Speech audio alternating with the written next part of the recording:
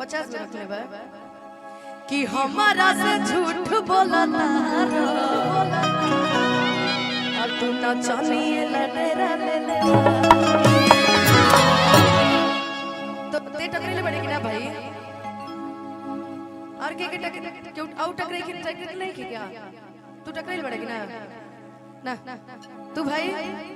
ना तू अरे बाती में बना ली है पगला ते टकरेले बड़े कि ना आप टकराए हैं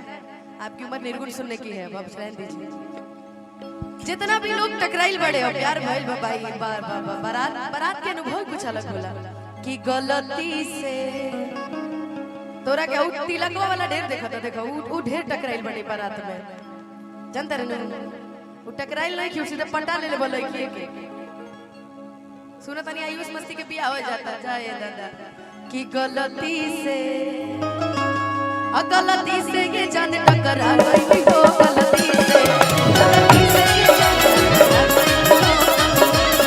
वो गलती से ये जान टकरा गई हो गलती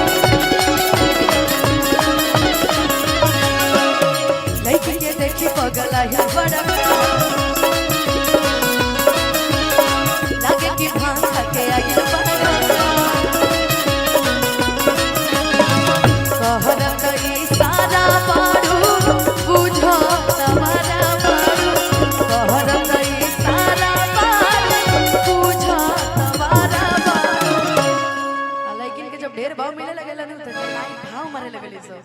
कि भड़केलू कैलो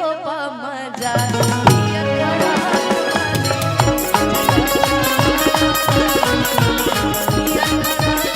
भैया एगो लाइन बताई हमरा पे बड़ी सूट करते है बेरा कि कतना दिन से एगो लइका कतना दिन से एगो लइका के लगी बेरा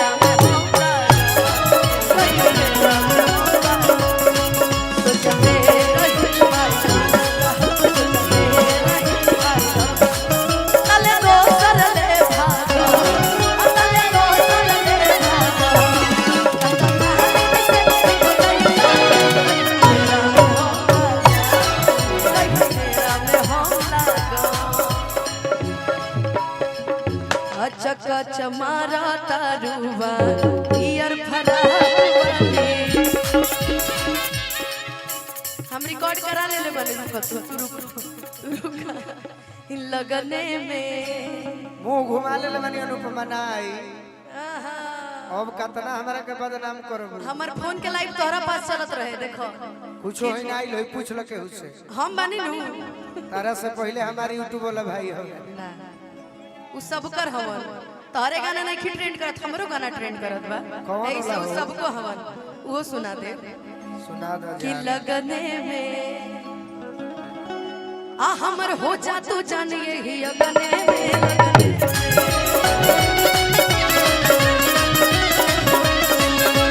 हो जा तू जान यही लगने में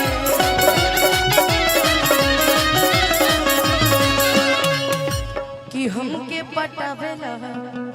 तू फूलवे से अमारब चला के रसगुल्लवे से कितना बड़ा रसगुल्ला इतना बड़ा तो रसगुल्ला बड़ा न हो तोहरे तरफ के बड़ा न होला इतना बड़ा इतना छोटा